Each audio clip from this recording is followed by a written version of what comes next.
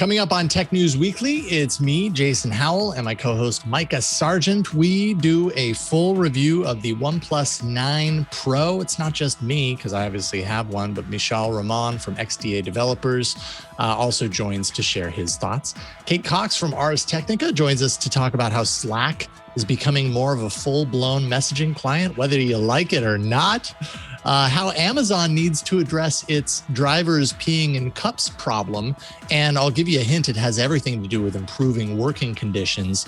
And finally, the reasons or the potential reasons behind so many defections from Android to iOS. That's up next on Tech News Weekly. Podcasts you love. From people you trust. This is TWiT.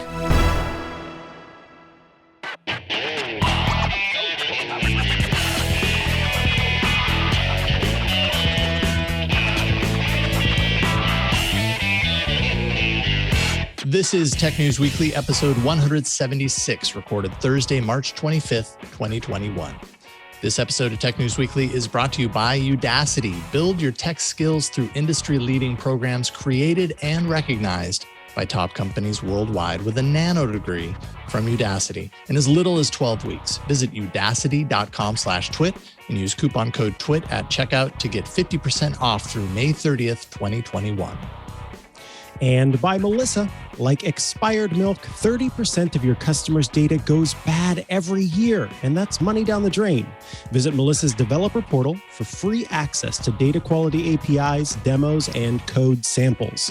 Freshen up your sour data today with 1,000 records cleaned for free at melissa.com/twit. And by ESET. ESET protects businesses worldwide with internet security products and services backed by world-class research and tech support. Get your free ESET business trial and an interactive demo at business.eset.com/twit and save 20% on ESET Protect bundles for a limited time. Hello and welcome to Tech News Weekly, the show where every week we talk to and about the people making and breaking the tech news. I am one of your hosts, Mikah Sargent. And I'm Jason Howell. It's good to see you, Mikah. Sorry I had to bow out last week. I just was not feeling well at all. I'm glad you're back and you've got you're fully vaccinated now. That's right. You went for the one-shotter and so happy for you. Yeah, thank you. I went for the one-shotter last Wednesday, and then by Wednesday night, I felt sick as a dog and woke up Thursday morning. I was like, I gotta call in. I gotta tap out. There's just no way. So huge thank you to Ant for filling in at last moment's notice, and thanks to you for filling in as well in my absence. I really needed it. I needed the rest. Totally understandable. Yeah. Well, it's good to be back. And this week, we have a big device announcement that happened earlier, just a couple of days ago. OnePlus announced the new OnePlus 9 and 9 Pro phones. They also actually announced their first wearable, the OnePlus Watch. Nobody, I believe, has the OnePlus Watch yet, so we probably won't focus too deeply on that, maybe a little bit on the announcement. But I happen to have the 9 and 9 Pro right here. I have the 9 Pro, in fact, and about 10 days of usage on the 9 Pro. Our guest, Mishaal Rahman from XDA Developers, has 10,000 words in his review of the OnePlus 9 Pro. Welcome to the show, Mishaal. Thanks for having me. Yeah, 10,000 words. That's no small feat. I think I saw in your tweet, you don't normally, count up the amount of words or anything on your reviews, but apparently you had a lot to say about this phone, which might either be a good thing or a bad thing, depending on how you look at it. So So tell me, I guess let's start off with what makes this a special release for you. And that could be special in a positive or a negative connotation, depending on how you interpret it. But what do you think? What drove you to write 10,000 words on this device? It's more the general approach I take with reviews. It's kind of overkill. It pains me to do it, but I kind of can't really help myself. Once I start writing, I just keep writing and writing and writing. I like to use the phone as my real daily driver. I don't pop a SIM in it, download a few apps that I use. I transfer every single app that I use, I replicate my setup across every device and I use it every single day. And then I write up like basically everything you might want to know about every aspect that the company markets. So like design, camera, display, anything they market that they put in like the reviewer's guide or on product pages is something that I will talk about. Like I'll mention some background context because I try to assume that not everyone has been following like their marketing, which is probably true for like 80% of users, right? So I just bring a little background, talk about the feature itself, talk about does it live up to their promises, and what do I think about it? And then that just balloons and spirals out of control because there's so many features on this device in particular. Yeah, indeed. Now, the crux, I would say, or rather the focus that OnePlus has placed on this device and just the OnePlus 9, I happen to have both devices here. I haven't really played with the 9 itself on its own. I've really just been living. I do the same thing with my reviews. I go all in with the device that I'm reviewing, try and make it my daily driver as best as possible with all apps, SIM card, all that. That seems to be the only way that I can get a true sense of it. So I haven't done that with the 9 yet. Did it with the 9 Pro. And you can see on the camera, of course, anyone who's been following OnePlus knows that, this release is really all about this redesigned camera system in partnership with Hasselblad, which is a pretty prominent and well-known camera company. So, so the question ends up being like, if all of this attention and focus has been on this Hasselblad partnership and OnePlus cameras have long needed improvements, last year they improved it, but it could still improve more. Is this partnership an indication of some significant improvements that people who may have been holding out, they're finally going to get a top-notch camera in the device? What has your time with the device told you as far as that's concerned? So I think what you'll see in my review and a lot of other reviews is that there have been some improvements, especially to the main camera and the ultra wide angle camera in average lighting conditions, but there's still a lot of improvements that could be made, especially in low light scenarios. And the telephoto is still, really outdated. The selfie camera is also using a several years old image sensor. So like they put a lot of effort into the marketing, but it seems like the camera is kind of so-so average. It's not like exceptional or stellar, which is a little disappointing considering, how much of a marketing blitz they put out for their Hasselblad partnership. Yeah, indeed. That ends up being the focus. Like I said, the spotlight is really on the camera system for this phone because of that partnership. And yeah, I would agree. My time with it as well. Although I definitely had some luck with low light. I went in my backyard and put on these accent lights when it was super dark outside. And I did comparisons of the OnePlus 8 Pro and the OnePlus 9 Pro. And the 8 Pro, everything, like my face was almost red by comparison. The 9 Pro, it actually was pretty sharp and you could see some detail in the sky, some stars and stuff. So I was actually kind of impressed with that.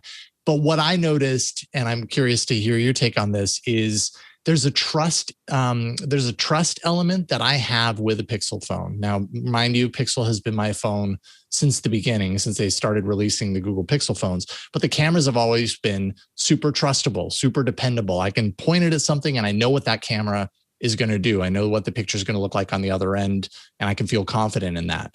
And, last year and this year, even with this new camera system, I can get great pictures out of it, but that trust still isn't there. There's still that time where I pull it up on my monitor and I look at it after the fact and I go, oh, okay, that's not as clear as I thought it was going to be. Did you find a similar experience there? Yeah, when I was out taking photos, especially through the wide angle camera, I was expecting them to turn out a lot better at night than they actually did. They were kind of like really muddy and really dark. But as you mentioned, like the main camera, when there's not a lot of light, can take some really great photos. You can see details in the sky. You can like really reveal a lot of light from it. But certainly I was expecting a lot better from some of the other cameras they did a great job with the main one, but the overall experience is not consistent in quality. Yeah. Now, other aspects of the phone, of course, last year, I guess it was the 8T that they did the Warp Charge 65 T, which I mean is just you can essentially charge your phone from 0 to 100% like 35 minutes. Made some improvements here. What was your kind of your take on battery performance, chargeability, that sort of stuff? So charging performance is, the numbers speak for themselves. 65 watt fast wire charging. I don't think you'll find a phone that can charge faster in the US.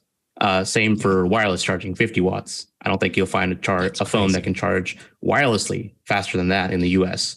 But the battery performance, the battery life has not been as good as I'd hoped. I get around, at worst, 4 hours of screen on times, and at best, around 6 hours of screen on time on the average day. That hasn't been as good as I've come to expect from a lot of flagship phones. But to be fair, some of the previous flagship phones that I used were a lot bigger and heavier.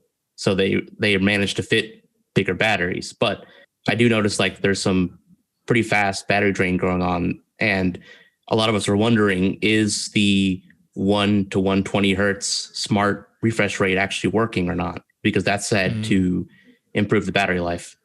For what it's worth, I did ask OnePlus if it's working, and they did say that it is currently working in the current software version. But it could always be working better. I noticed the same for me. And, I spent half my time with it on full resolution on the display and then half my time ramping it down. And when I was on full resolution on that display, yeah, the battery life was pretty bad. Like I regularly had to actually start sweating, bullets at about 4 p.m.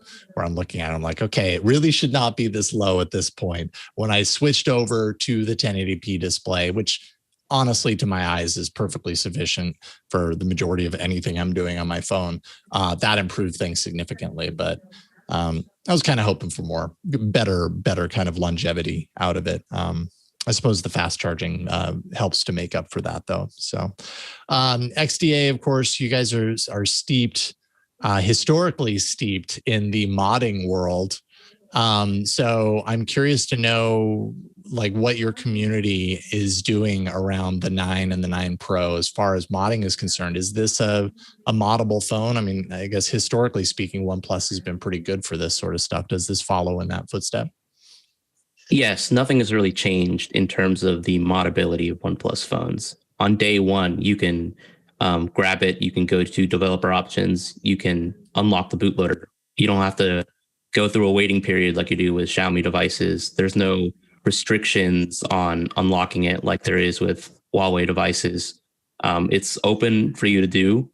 And OnePlus generally does release the source code for their kernel so people can start creating custom firmwares for it as soon as possible. Of course, what actually gets made depends on how many people with the know-how to do that kind of stuff actually buy the device. So there's no guarantee that there'll be a thriving community around it. It's always more what kind of roadblocks are there?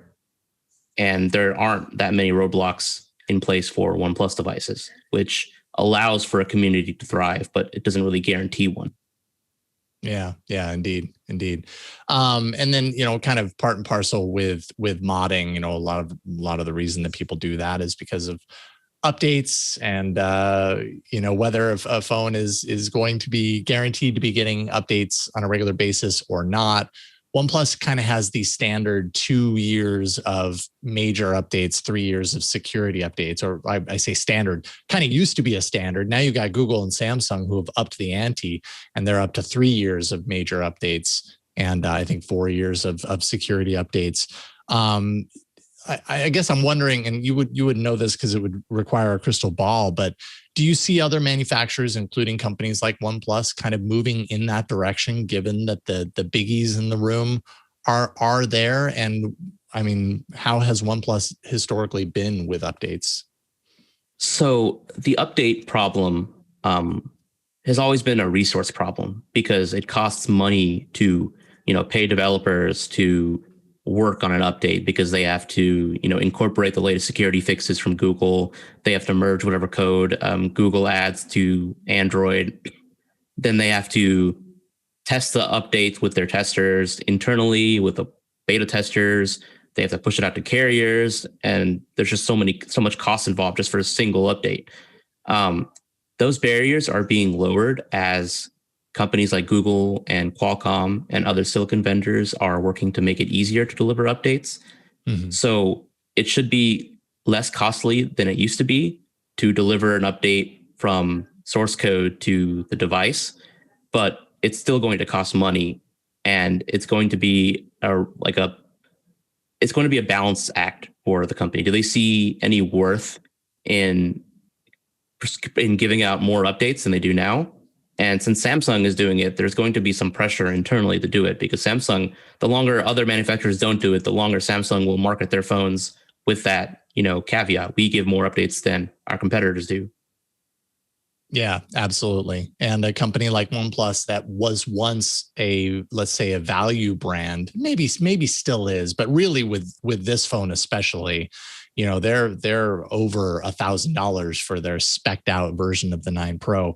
They're firmly in this dance along with the other, biggies in the room as far as premium flagships are concerned. So where OnePlus might not have once thought, hey, we are another Samsung, or we are a competitor's Samsung, now they're firmly in that same room with Samsung. So they're going to want to be competitive as far as that's concerned as well, at least hitting where Samsung is as well, and Google, of course. Mishaal, I love the work that you guys do at XDA. I love getting you on All About Android. We've had you on so many times on All About Android. So it's my pleasure and our pleasure to have you on Tech News Weekly to talk about the OnePlus 9 Pro. Thank you so much for hopping on and sharing your review with us. We really appreciate it. Thanks for having me on, Jason. Glad to talk about Android devices, smartphones, anything with you guys. Awesome. We do appreciate it. XDA-developers.com. Look for Mishaal's review there. We'll talk to you soon, Mishaal. Okay. Bye. All righty. See you later. All right. Up next, Slack is apparently becoming a full-blown messaging client. It certainly seems that way. There have been some changes just yesterday, and it's already a roller coaster if you hop on and follow it. So we're going to talk a little bit about that. But first, this episode of Tech News Weekly is brought to you by Udacity. All about educating yourself about what's out there, tech jobs. You need more education in order to qualify for some of these tech jobs before you apply. You're going to need that education. You don't want to waste your valuable time or waste your money in the process. And Udacity is the world's fastest, most efficient way to really just to master the skills that tech companies want. And they have their Nanodegrees, which are perfect for that. A Udacity Nanodegree program is a unique online educational offering. It's really designed to bridge the gap between learning and your career goals. So you can learn just a suite of employable skills in the process. They actually partner with industry leaders and experts who understand the in-demand skills applicable to the job market. And I mean, there's just so much to choose from. It's awesome to go to the site and just see how much they offer. Now, once you enroll as a student in a specific course offering, you're going to be prompted to view the online course as well as complete a series of projects and support courses designed to help you develop job relevant skills. This isn't just watching a video, right? There's projects involved. You're getting your hands in on the process, which is going to help you learn even faster. Udacity helps you build a portfolio on GitHub and LinkedIn, so you can show that to prospective employers. It's super valuable. And you can learn to network, get noticed, and hopefully, ultimately land the job that you want. So what are the most sought after Nanodegrees with Udacity for consumers and for business clients like? Well, some of the Nanodegrees that you're going to find in the top 10, just to name a few: data analyst, program for data science with Python, digital marketing. There's so many in there. You can build your skills through industry-leading programs that are built and recognized by top companies worldwide. So IBM, Microsoft, Google, AWS, people from all over the world, they're using Udacity now to do their learning. They have incredible programs for you to choose from that fit the tech niche that you're looking for. So AI, cloud computing, data science, autonomous systems are in there, programming, of course, and development, product management, digital marketing, all kinds, like tech focused, tech adjacent, you name it, it's in there. And you can improve your earning potential in the process by getting real employable skills through project-based active learning that covers cutting-edge technology. These projects that you do, they're reviewed by qualified professionals. You're going to have real human help. This isn't just driven by AI in the background. Personalized code reviews, get access to qualified mentors 24/7. Udacity also has free courses. So you can kind of dip your toes in and see what it's all about. And they actually offer also flexible payment options so you can learn at your own pace and schedule. Udacity wants to help close the skills gap for the Black community as well. The Blacks in Technology Foundation is partnering with Udacity to provide 1,000 free scholarships. And that's to help increase educational and professional opportunities for the Black community. The first cohort of 2021 includes 150 scholarships, and applications are open. It's March, so they are open right now. Both organizations want to increase diversity in tech roles, and that's by creating a pipeline of qualified candidates in desirable fields, fields such as programming for data science, product management, cloud DevOps engineering, and a whole lot more. It's really cool stuff. Get the education that broadens your horizons.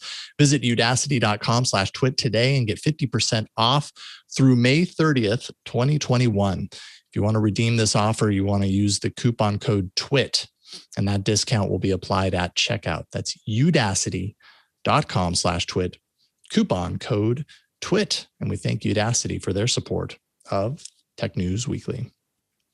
All right, so Slack didn't waste any time rolling out a major new feature to its work chat platform. It's kind of happened suddenly. I don't know that I even knew that it was in the works. Earlier this week, Connect DM suddenly appeared in the Slack toolkit, which allows users to basically send a direct message to anyone in any other organization through Slack, not just in their own organization, but outward as well. And what could possibly go wrong? Well, joining us to talk about the new feature and what could possibly go wrong is Kate Cox from Ars Technica. Welcome, Kate. Thanks for having me. You bet. It's great to have you here. Thank you for joining us today. So let's talk a little bit, first of all, before we get into the stuff, kind of the reaction to this feature, what the feature actually is and kind of what Slack intended for it to be. Yeah, absolutely. So a while back, Slack, not that long ago, I suppose, but Slack added a new feature called Slack Connect, which allows different organizations to share a channel for collaboration purposes, which is meant to work really well if you provide something to a client or two groups are working together on a project or whatever, two companies can share a channel to collaborate. Easy. What they added this Wednesday was a feature called Connect DM, which allows people at any organization that uses Slack to send direct messages to any other user at any company in the world, or even users who have a private email address, Slack, to send Slack DMs to them. So then, shortly after, I started seeing messages from people, pretty upset with the feature because it seems like, and as you wrote about, it was kind of a loophole in the system. It seems really easy to allow people who are interested in harassing others to reach the person on the other end. There are a lot of platforms out there that have tools in place to prevent a harasser from even getting their message through to the other person, right? And this seemed to have a very large loophole. Talk a little bit about that and how it could have been manipulated with. Yeah. So from where I sit on the East Coast, the feature was live by the time I sat down to work Wednesday morning. And basically immediately, by the time I even noticed it was there were already people everywhere saying, this just sends a message directly to your inbox with whatever a person has put in. It just, there's no filter for it. You can't opt to block an individual user. You can't opt to not receive single person's emails. It's just whatever a person puts in this invite box that at the time had 500, 600 characters available went directly to the recipient's inbox. So you could write whatever vile things you wanted in there, and a person would have no easy way to block you from doing it. Right, exactly, because it's not it. From my understanding of the feature, because I didn't test it out myself, but from my understanding, that message is coming from kind of like this general purpose Slack address. So even if you wanted to say block that email address for the notification is coming from or whatever, then you're blocking it system wide for everything. It's not specific to that particular sender. If it was another way, then you would never see it because you could block it per person, but that's just not the way this operated, right? It was pretty much this blanket address. Yes, exactly. It came from a general purpose email address. So if you block it, you're blocking functionally all Slack notifications that might come from that address, which, there's a lot of good reasons you might want to get Slack notifications for things happening in your own company, and not hear from some rando who wants to send you a very unflattering opinion of something you may or may not have done. Yeah. Well, and what's interesting to me about how this all played out is, a lot of the reaction, people were saying like, I'm really surprised that a company like Slack or a large tech company at this point of the game isn't already tuned into how these things can be manipulated and played from this angle, from this perspective. How is it like, and I realize this is more of an opinion question than anything, but in your mind, considering that Slack did this and then realized what they had done and undid it, thankfully, like how does a company like Slack or name any other tech company, how does this get through that filter? Because at this point, we're so like clued into this as a reality of modern day internet. Like, why isn't this on the radar, at least, to understand, this is a part of the system that could really be manipulated? Yeah, to Slack's credit, they walked it back within hours. I posted the story at my time right after lunch, and a half hour later, the invite feature had been severely curtailed, which is good. It's great that they listened to feedback, and all credit to them for that. But it does really, in the year 2021, we had an entire president and presidential campaign and entire ecosystem around him who existed in the internet troll harassment mode. This is not something that's happening in the fringe anymore. Back, I hate to say this aloud, but back in the Gamergate years, 2012 to 2014, 2015, you could still dismiss this as sort of a fringe element that doesn't happen over here if you wanted to. But I think the fact that troll culture made it to literally the White House, at this point in time, you should really be thinking, if you're developing any kind of communication or internet tool, what harms can this cause? Who can be hurt? And how can we mitigate that? And I am a little surprised that a company valued at $28 billion as recently as December, when Salesforce, announced they're going to buy it for that much money, I'm a little surprised there wasn't anybody in the room who could point that out to them before they rolled this out. Yeah, that is surprising to me too. Now, okay, so Slack did, as you say, they pretty quickly reversed course. Have they indicated whether they have plans to roll this out in a safer way, or are they just like, okay, whoa, that was a really bad idea, let's just scrap the messages entirely, they're unnecessary? Do we have any word from them as far as like what their intentions are going forward as far as this is concerned? They're keeping the function, last I heard. Their CEO gave a interview last night or this morning about it, but they are definitely scrapping the custom invite part that lets you write anything in. So at least if it's just sort of an email request that, hey, this person wants to talk to you, that is at least a lot easier to delete, ignore, do nothing with. It is much harder to cause harm with just that little notification. Bob Smith at X Corp wants to ping you. That's right. Something at least that is not of itself usually going to be a problem. Yeah, absolutely. Can a user choose to deactivate just this whole feature if they wanted to, or are they automatically opted in? Not yet. I don't know. I don't think they've said if they plan to amend that. For now, it is something that the server admin opts into at sort of the organizational level. And I will say there were definitely a lot of stories floating yesterday that admins and organizations, realizing this was also a total vector for phishing and other sort of, intrusions into a corporate box, so to speak, were definitely locking it down immediately. Like, we don't want people from other corporations coming into our workplace this way, especially while we're all working remotely. Like, let's not. Yeah, that's I think kind of where my mind jumped when I first heard of this story, barring the loophole that we've been talking about. But just it seems like, and this is a horrible comparison, but it seems like mixing the chocolate with the peanut butter and that actually sounds delicious. But let's assume that mixing chocolate and peanut butter tastes horrible. It just seems like kind of a misdirection for a service that is so hyper focused on productivity within an organization, that now suddenly it kind of expanding out into this multi-purpose all access messaging client. I don't know. It just seems like a little like I guess I can understand why Slack would do it. There's always going to be pressures for them to expand their tool set and expand their features and everything. Is it perhaps that, other companies are kind of, encroaching on their business in other ways? Zoom, has done great for video calls. So maybe Slack is less the place to turn for that now. Teams for business organization. Like, is that kind of like your insight on this? Why did Slack feel like they needed to add a feature like this and feel that organizations would be open to it?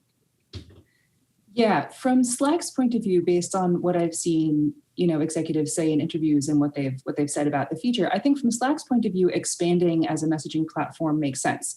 They want to be the thing you check on your phone for work purposes, as opposed to, one of Facebook's properties like Facebook or WhatsApp or Instagram or whatever being the thing you check on your phone for personal connections. That said, I don't have the overwhelming impression that either organizations or workers necessarily think of their work tools the same way. Yesterday I was talking about this in Slack with my coworkers and, on other platforms with other people. And the overwhelming response I saw was, why? I don't want that. Why would I use this? There's no point. And that said, even if you do have a use case for it, which I don't doubt for a minute someone somewhere does, Slack is still very much to a lot of people like a digital version of your office building.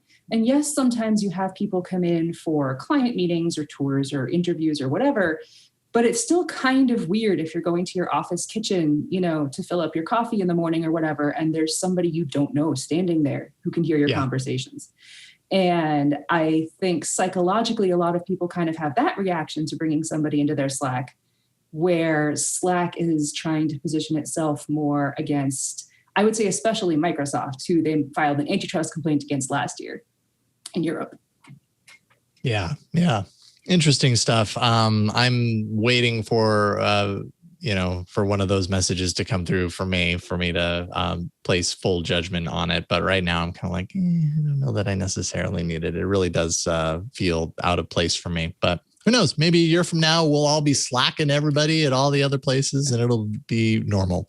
Hopefully, though, at least the lessons are learned and it will prevent any sort of, harassment or whatever that we really don't want to see in platforms like this, especially a platform that's built around business. Not that there's another place for it to thrive and us not feel bad about it, but that seems like a particularly encroaching place for that to suddenly appear. So, Kate Cox, really appreciate you taking time to join us today to talk all about Slack.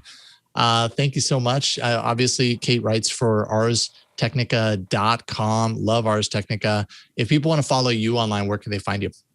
I'm on Twitter at KCoxDC. Awesome. Thank you, Kate. Take care. Thank We'll you. talk to you soon. Thanks for having me. Absolutely. Appreciate it. Thank you, Kate. Up next, a dramatic and ongoing story involving Bernie Sanders, urine in bottles, and unionization efforts. Huh? Stay tuned for that. But first, this episode of Tech News Weekly is brought to you by Melissa. Ever forgotten to check the date on a carton of milk? Well, like that milk, your customer data goes bad quickly. In fact, up to 30% of customer data goes bad each year. Melissa makes sure your data is accurate and current so you reach the right customers. Its tools have helped businesses maintain fresh data for more than 35 years. That's why more than 10,000 businesses trust the address experts. That's Melissa. With Melissa, you can validate existing customer data and find new customers. So that way you can stop wasting time and money dealing with inaccurate customer data. You get accurate data that helps you get to know your customers better. You can verify addresses, emails, phone numbers, and names in real time with Melissa. Melissa's global address verification service verifies addresses for 240 plus countries and territories at the point of entry. If you're tired of having duplicate customer information in your database, then you should check out Melissa's data matching so that you can eliminate clutter and duplicates, increase accuracy of the database, and reduce postage and mailing costs. That's a big one. Get the information that completes your customer profiles better and more thoroughly. Add consumer demographic information to your records, such as property data, marital status, and social media handles. Melissa's flexible deployment options offer different platforms to suit any preference, any business size, any budget, with flexible on-premise web service, secure FTP processing, and software as a service delivery options. Choose the best way to meet your unique business needs. Melissa continually undergoes independent security audits to reinforce its commitment to data security, privacy, and compliance requirements. It's SOC 2, HIPAA, and GDPR compliant. Melissa is supporting communities and qualifying essential workers during COVID-19. See if your organization qualifies for 6 months of free service by applying online. Don't put up with sour customer contact data. Try Melissa's APIs in the developer portal. It's easy to log on, to sign up, and to start playing in the API sandbox 24/7. Get started today with 1,000 records cleaned for free at melissa.com/twit. That's melissa.com/twit. Alrighty, folks, as promised, this is an ongoing story, so it's kind of hard to nail down a person to talk to about this without there being constant updates. So I've been following along with this piece and wanted to share it. It's kind of my story of the week, but also one of our 3 stories this week. And it starts with Bernie Sanders. So let us kick things back to a Business Insider article about Bernie Sanders planning to travel to Alabama to meet with Amazon workers who are working to unionize. So this is kind of a wild story on its own, because this would be the first fulfillment center that's set to unionize. So this is Amazon's Bessemer Fulfillment Center. And the group there have been working to form a union. Workers at the fulfillment center have until Monday to vote on whether to form a union. And again, this would be the first that Amazon has had. This is a very unique thing because, as we've said, this hasn't happened before, but also because of the kind of traditional things that happen where you've got a company not doing illegal union busting techniques, but doing everything they can, kind of towing that line. And so you've got lots of different information being disseminated there, and lots of folks kind of trying to make sure people understand the good and the bad. Of course, Amazon says, hey, look, we are, there's not really a reason to have a union because we already provide the things that you would normally get if you had unionized. And so that should be enough. So that kind of went on from this article to Amazon's SVP of Worldwide Operations, Dave Clark, putting out a tweet where Dave Clark said, "I welcome Senator Sanders to Birmingham and appreciate his push for a progressive workplace." So this is in response to that Business Insider article he's posted this on Twitter. And this is what Dave Clark of Amazon says about Amazon. "I often say we are the Bernie Sanders of employers, but that's not quite right because we actually deliver a progressive workplace." Dave Clark goes on to say, For our constituents, a $15 minimum wage, healthcare from day one, career progression, and a safe and inclusive work environment. So if you want to hear about $15 an hour and healthcare, Senator Sanders will be speaking downtown. But if you would like to make at least $15 an hour and have good healthcare, Amazon is hiring. Woo! Can we talk about how spicy that is for a second? My God. It's just the call out there.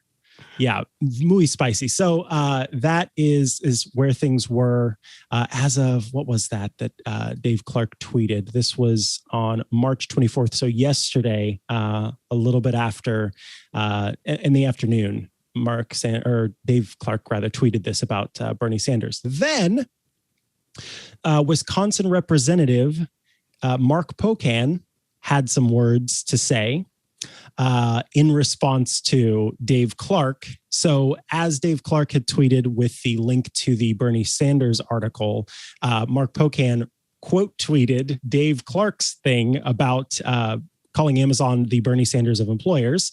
And Mark Pocan says, paying workers $15 an hour doesn't make you a progressive workplace when you union bust and make workers urinate in water bottles.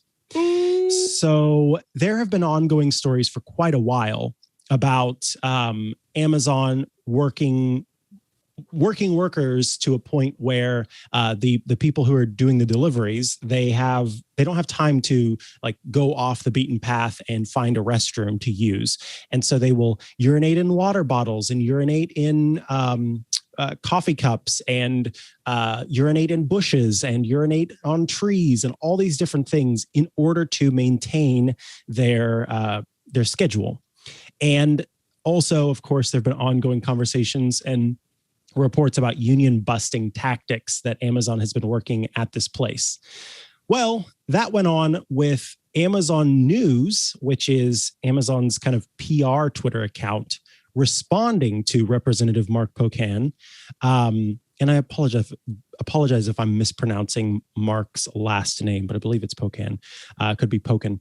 But the Amazon News responded to say, you don't really believe the peeing in bottles thing, do you? If that were true, nobody would work for us. The truth is that we have over 1 million incredible employees around the world who are proud of what they do and have great wages and health care from day one. Then I believe that was like part one. Part two says, we hope you can enact policies that get other employees to offer what we already do. So, more spice. But Vice came in to say, let's not just leave it there.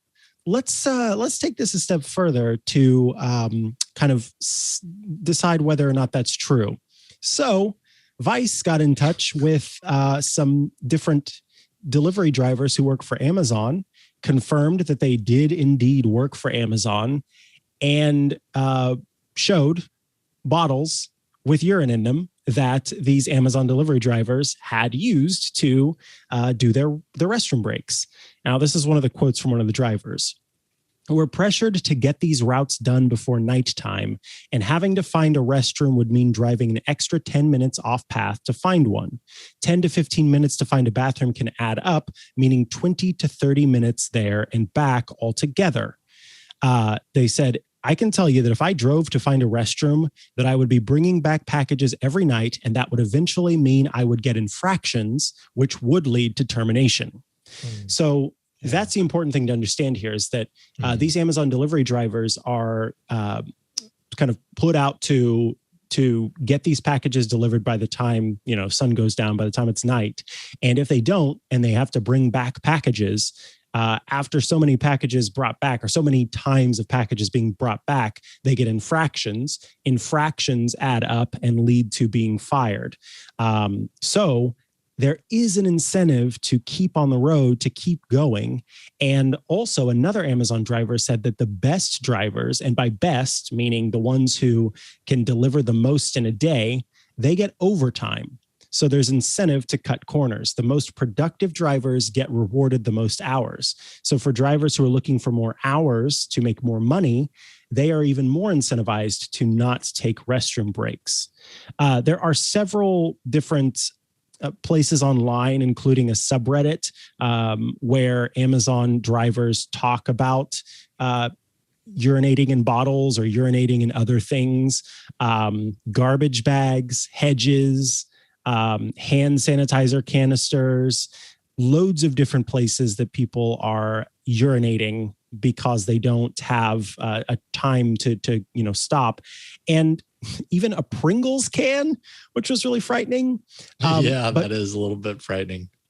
Perhaps the most disturbing part of this, other than the fact that these employees are being incentivized to not take restroom breaks, is that oftentimes these will get left in the trucks. And so there was one instance where someone said that they left their urine bottle in the cup holder of the truck. And so when the next person got in, they found that there just sitting there. And some people have posted photos of, I found this in the back of a truck where someone had, urinated and left it there. I think overall, there's on the face of it, there's some kind of bizarro nature to it that makes us all go, what's going on? But underneath it is a really kind of concerning situation where you have people who feel driven to, to not do what they would normally do, the call of nature, so to speak, because if they do, it could eventually lead to them losing their jobs. And so the disinformation from Amazon News saying that, the peeing in bottles thing doesn't happen essentially is not great, because it's clear that it happens. I mean, if they'd even argued, it's not as if everyone urinates in bottles as they're driving or something like that. That is at least a little bit more truthful, accurate than to just completely kind of gaslight everybody by saying that it doesn't happen at all, that it's not real. And I don't know, I'm curious too, Jason, kind of the overall story here talks about, we pay $15 an hour, we give healthcare from day one, but those are only part of the story, right? I mean, when one applies for a job, one might be offered a good salary, or in this case, a good wage, and they might be offered healthcare. But if the requirements for that are that you can't even take a restroom break without fear of losing your job, then there's still something wrong there. And I think that speaks to a toxic, I hate to use that word because that word's been misused, or not necessarily misused, but it's like we've sort of taken that word. It covers a lot of different ground. Yeah. Yeah, exactly. And people kind of gloss over it now, but it is not a good, it is not a good work environment that leads to folks feeling like they have to, because I don't know about you, but I certainly don't like to urinate in bottles if I can help it, and have only ever done that. I can remember as a kid when you're on a long road trip and then you have to use the restroom, and then your parents like, look, and this is, I think, more apt for folks who have certain hardware. Anyway, my point is, nobody ever. Your point is, you only do it if you absolutely have to. That's you don't choose to do it. Yes, exactly. So it's not as if this is normal and this is something that they want to do, and they're just doing it because it's easy. No, they're doing it because you have to use the restroom. Keeping urine inside of yourself for longer periods of time can lead to all sorts of issues, including kidney infection. So, it's not a good thing. And to have this being encouraged is really, and that's the thing that I don't like about this too. And I know I'm kind of rambling, but what I don't like about this is that Amazon almost is saying, well, we don't encourage people to do that, and so it shouldn't be something that is an issue. But even if you're not actively encouraging someone to do that, if the policies and the system you have in place lead to this, then it's worth looking into and seeing what's going wrong here that causes this. Yeah, that's exactly summarizes how I feel about this, right? Like whether Amazon encourages it or not, which it sounds like they're saying we don't encourage it. It's not like the company directive. You need to pee in bottles in order to make your deliveries. Of course, they're not saying that. No company would ever say that. But the structure around the work environment and the drive, it's the Silicon Valley drive to push, more, faster, better, stronger, but applied to this like real world thing that's outside of the world of technology, which is the challenges of delivery.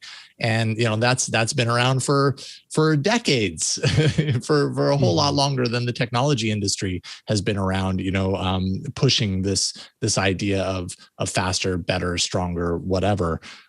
If there are drivers that are doing this, and it seems that there are, then that is an institutional failure on Amazon's part to create a work environment that allows people to feel like they can do things that are requirements of being a living animal in this world, which is just simply to have the time and the ability to go to the bathroom without risking your place in this company. And yes. If they weren't on the road and they were in a factory or whatever, like we've heard about this in factories as well, people working in the Amazon factories have felt intense pressure to continue working through discomfort as well. So this is not just about the drivers. It's just in general, the company kind of focus, and for them to say, oh yeah, but we pay really well. We pay $15 an hour. That misses the point. It's like, okay, that, and what else? Do you also take care of your employees in very basic core ways, like giving them the ability to go to the bathroom without risking their job? Because that's pretty important, Yeah, and I also like this tweet from Amazon News. Like, I get it. Technology companies, when it comes to Twitter, especially, but some of these social media companies, it's like they want to put a human face onto these things so that it's not just a company, like memo that's being blasted out. And so sometimes they think that humanizing these social media posts is a good thing. But in this case, it's kind of a bad look. Like, it really makes it seem like someone's just behind the keyboard. Like, oh yeah, you really think that peeing in bottles thing is real? Yeah, whatever, and it's like, that's your company image. That's like your company megaphone. It's smugness. Kind of ridiculous. I want to, in the chat, there was some conversation about what do FedEx drivers and UPS drivers do. And I think that we have to be aware of the difference that are happening, the differences that exist at these companies, where these delivery drivers, like, I don't personally know the rules that FedEx has in place for its drivers, and if they are incentivized to get more hours versus Amazon. And the same goes for UPS. It's very well the likelihood that these companies are not as driven to that productivity. I mean, because we have to look at kind of the company culture overall. And Amazon, for the longest time, whether it's working at their corporate offices in the tech sphere, where there were employees getting fired because they're in the bottom, 10 percentile or whatever, versus the top performers there. The same might not be true for FedEx and UPS. That would require looking into FedEx and UPS's own kind of rules and regulations surrounding that, or talking to a FedEx or UPS driver to see if that happens. But regardless of whether FedEx and UPS drivers are urinating in bottles because they feel they need to, that does not mean that the Amazon drivers are not urinating in bottles because they feel they need to. They are, and they feel they need to in order to maintain the output that's expected of them. And I think it is incredibly easy to say, oh, well, companies have to make money, so we just have to, that's just what companies do. It's very easy to say that. And it's lazy to say that. And I think that it's jaded to say that. But let's say, yes, companies do that. Let's try to make that not the situation. Let's strive for better. And if it means shining a light on a company that's doing this to make a change, then, and if it requires unionization and somebody like Bernie Sanders coming to kind of strike up unionization efforts to make a change, if it means that human beings get to have restroom breaks added to their daily schedule that do not result in infractions that lead to termination, then that's fantastic. And we can't just go, well, companies are working on their bottom line, I guess we'll just ignore it. No, we can't ignore it. And I'm glad that Vice and Representative Mark Pocan and Bernie Sanders and whomever else and whatever else is out there paying attention to this are doing so. And I think that that's a good thing. And that's a not lazy thing. That's a not jaded thing. That's a positive thing. And we have to look past that, what's the word? Apathy that exists about capitalism and strive for better and hope for more from these companies. And if that makes me a bright-eyed lunatic, then by golly, that's what I am. Up next, Jason's story of the week. But first, we're going to take a little break so I can tell you about ESET, which is just incredible. ESET is something that we've been relying on for years here at TWiT. It offers enterprise-grade security that's easy to manage for a small business like ours, and it has a light system footprint that never slows us down. ESET has had two exciting new developments recently. ESET has just introduced its brand new endpoint security management platform called ESET Protect, and one of the main features is the new ESET Protect Cloud, which offers easy cloud-based management for businesses of all sizes with no restrictions on seat size. ESET Protect also takes security to a whole new level with bundled products. These new bundles feature enhanced protection against ransomware and zero-day threats, plus full disk data encryption capabilities for Windows and macOS. Right now, you out there can save 20% on all these new bundles. So you're not only getting best-in-class cloud management protection against advanced attacks, you're also enjoying a significant discount. For small businesses and MSPs, we recommend ESET Protect Advanced, the bundle that has all the security you need along with a cloud-based management console. ESET Protect Advanced includes endpoint protection platform, cloud sandboxing for advanced threat detection and prevention, full disk encryption, file server security, and cloud-based console. If you prefer on-prem management rather than cloud-based, well, ESET Protect also offers that option. Either way, you're getting powerful, reliable security based on 30 years of research and innovation.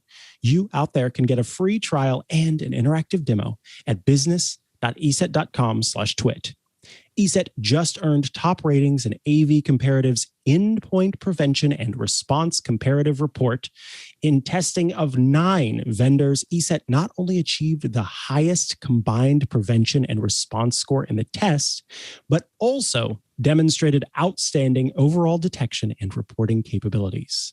ESET earned the top rating of strategic leaders, signifying a product that has a very high return on investment, low total cost of ownership, and exceptional technical capabilities. This is one of the most comprehensive tests of endpoint detection and response solutions and endpoint security products ever conducted by this independent testing organization.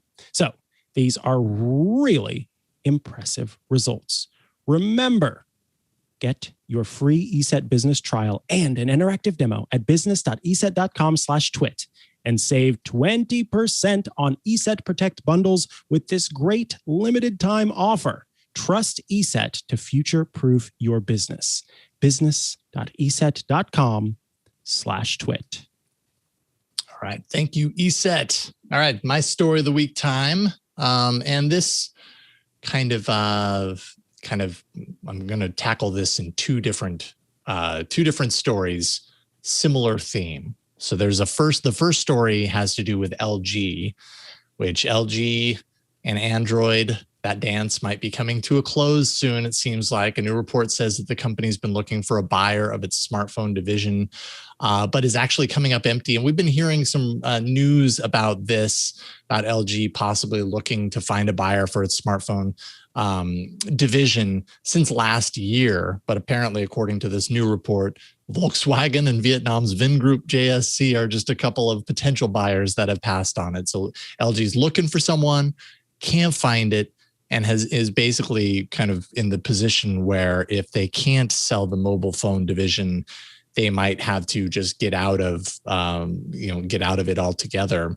which is kind of a shame. I mean, LG, at least in the world of Android smartphones, has a pretty solid history.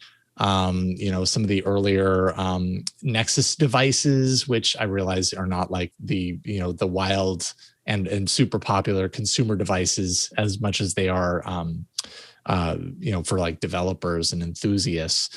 But the Nexus 5 would, in one, from my perspective, is one of the best Android devices of all time, definitely in that like Hall of Fame category. That was an LG cooperative project with Google.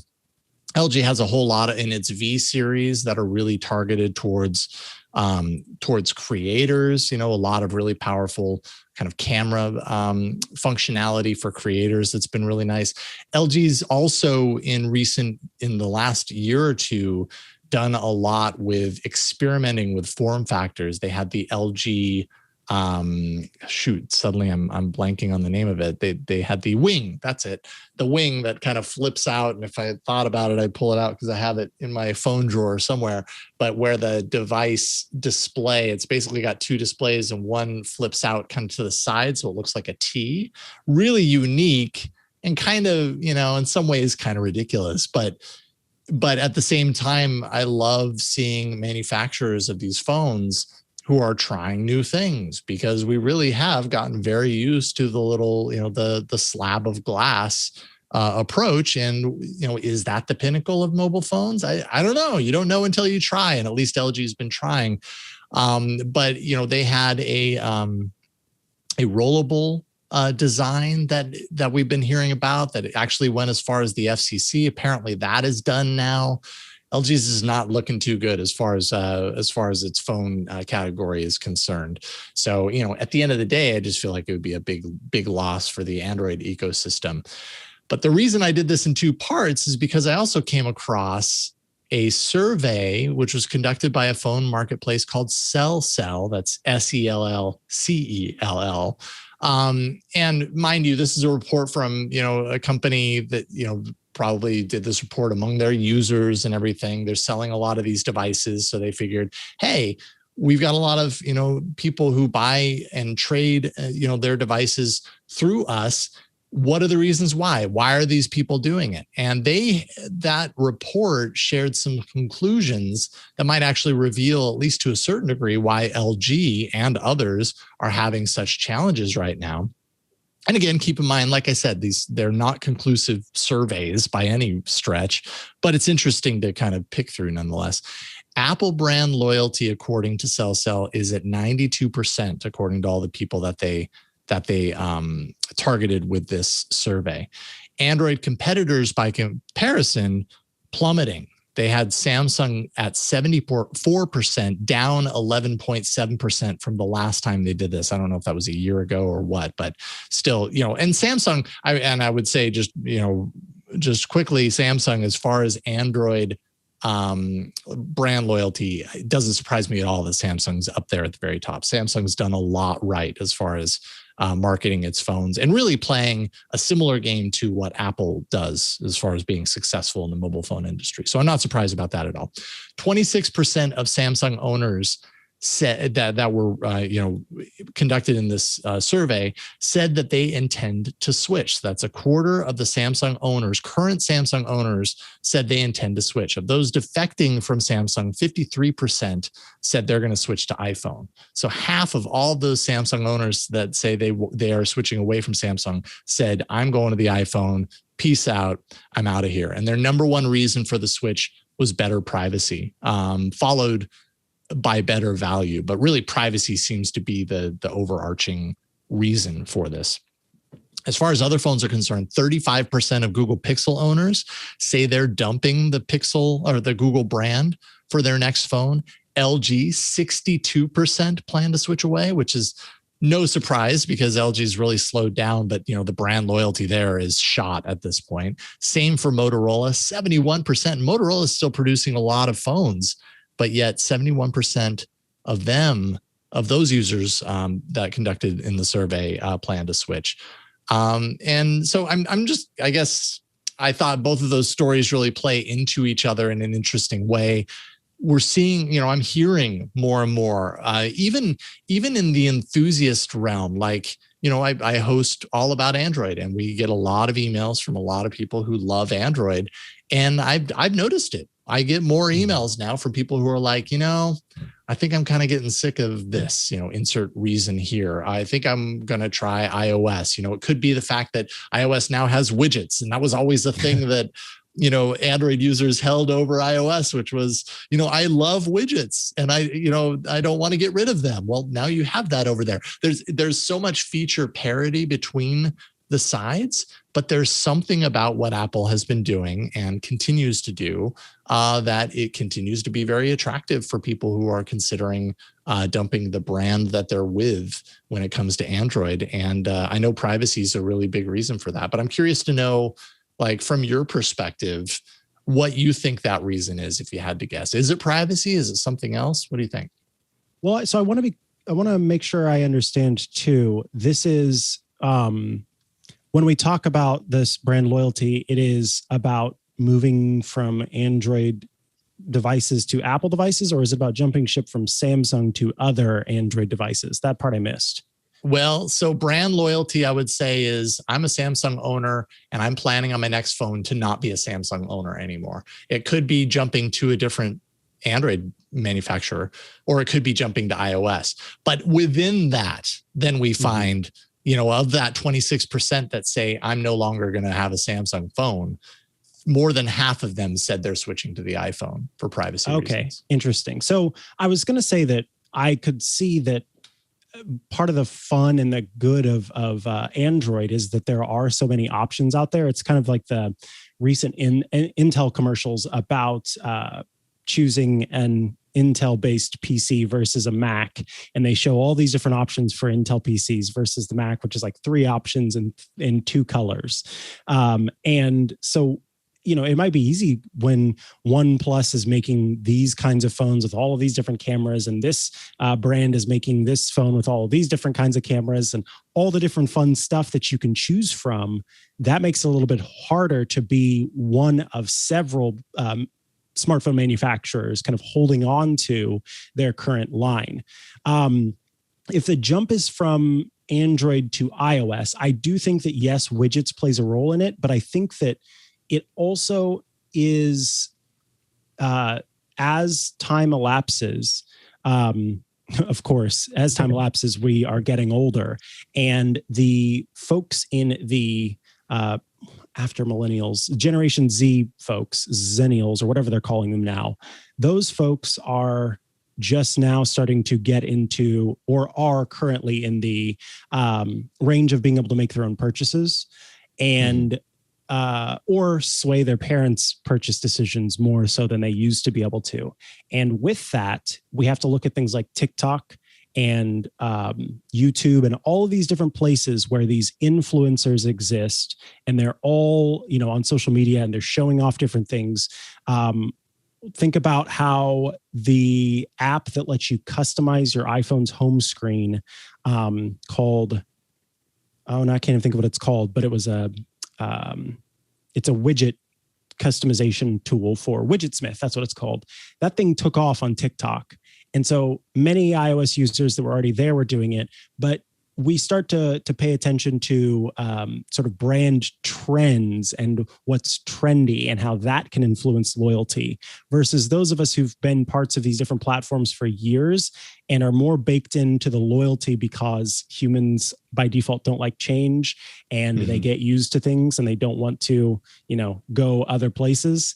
And so for us, it's like the friction of change that keeps us loyal to our brands. But for the youths who may be more less worried about that friction or are more driven by the desire to have what's the now and the new. I think that that's going to play a role in it. So I think that, think about all of the different places where you see, where kids are interacting with, or young people, I should say, are interacting with media that includes these different devices. And I think that might play a role in why there's ship jumping taking place. There's still a trendiness to having an iPhone in many places. So, yeah. Yeah. And I suppose that's, more of a US centric kind of thing, and not all other places around the world would fall into that category. And other markets like Android's the bee's knees, and you don't see as much Apple dedication in those areas unless you have money, I suppose. They're just the fact is Android devices, it's a value platform in a lot of places, whereas and Apple's done made some progress as far as that's concerned with different models that cost less and being able to get into those markets as well. But obviously we're speaking from more of an American, a US centric place. But you mentioned changing operating systems. See, I would have imagined that would be really top of the list as far as like reasons why people don't transition from one platform to the other. Based on this survey alone, that was like 10% of the respondents as far as the main reason they intend to stay. Like 10% of them are saying, well, it'll just be too much of a hassle. So, maybe it's not as much, but I would imagine, after I've spent as long as I have on Android, and I do a show about Android, so I'm probably a little bit more entrenched than the average person, but the idea of moving to a different platform and not being able to take all that stuff with me. But then when I say that, then I'm like, okay, but of all the stuff that I've accumulated in Android over the years, what is the critical stuff that I actually use on a regular basis? And it's very minimal. And a lot of it's gonna port over anyways, because it's like Gmail or something. It's not like a difficult transition anyways. So I don't know. I do think it's interesting though, definitely year after year, we hear about, stories like this, trends like this, how many people are jumping ship. I just feel totally anecdotally that I'm hearing more of that now, and not just from random people, but from people like following shows that I'm doing and stuff, where they're just like, I've held out for 11, 12 years. I've enjoyed Android, but it's just kind of gotten to a point now where I'm like, I think I'm jumping over, like, whatever the reason is there. I just feel like I hear that a little more now. And there's a little bit more reason for me to pay closer attention to it. And maybe this survey has some of those reasons. Spells it out well. Yeah. So, well, that is it. We've reached the end of this episode of Tech News Weekly. We do this show every Thursday. You can subscribe to the show by going to twit.tv/TNW. Audio, video, all the feeds are there. Just jump over there, subscribe, and you won't have to think about it. It'll just arrive magically for you. And of course, you should follow us on social media. We are at Twit on Twitter, at twit.tv on Instagram, at Twit Talk on TikTok. I'm at Mikah Sargent on pretty much all of the social media networks. And of course, you should check out later today, Matthew Casanelli and I are talking to a member of the Zigbee Alliance and the Thread Group, as well as brand manager for Eve, Tim Both, about Thread and the HomePod Mini on Smart Tech Today. So stay tuned for that here in about an hour. Of course, you can check out iOS Today on Friday as well. What about you, Jason? Awesome. Well, you can find me at Jason Howell on Twitter. Let's see here. Just yesterday, I published on Hands on Tech. That's twit.tv/HOT134, episode 134. A comparison of, basically, I went on a photo walk with the OnePlus 8 Pro and the OnePlus 9 Pro. and took a bunch of shots, the same shots on both phones, because I really wanted to see like the OnePlus 8 Pro, when it came out, was a big step up for OnePlus in the camera department. OnePlus has kind of always been lagging in the camera department, but they made real progress with the 8 Pros. Now they've got the Hasselblad partnership. So I was like, okay, how much of a step up is it actually? If you have one, should you upgrade? Or is the Hasselblad, just a name on a phone, and it doesn't really amount to much in terms of quality? So twit.tv/HOT134, go there and you can see for yourself. Let your eyes tell you the truth on what the answer to that question is. But that is it for this week. Thanks to everyone who helps us do this show each and every week. Thanks to John Ashley. Thanks to Burke at the studio. And thanks to you always for watching and listening each and every week. We'll see you next time on Tech News Weekly. Bye, everybody. Hope you enjoyed that episode. If you would like to laugh while learning about how to take control and take advantage of all of the features that your iOS devices provide, then you should check out iOS Today. The show Rosemary Orchard, my co-host, and I, Mikah Sargent, host every week on the TWiT network. It's all things Apple all the time.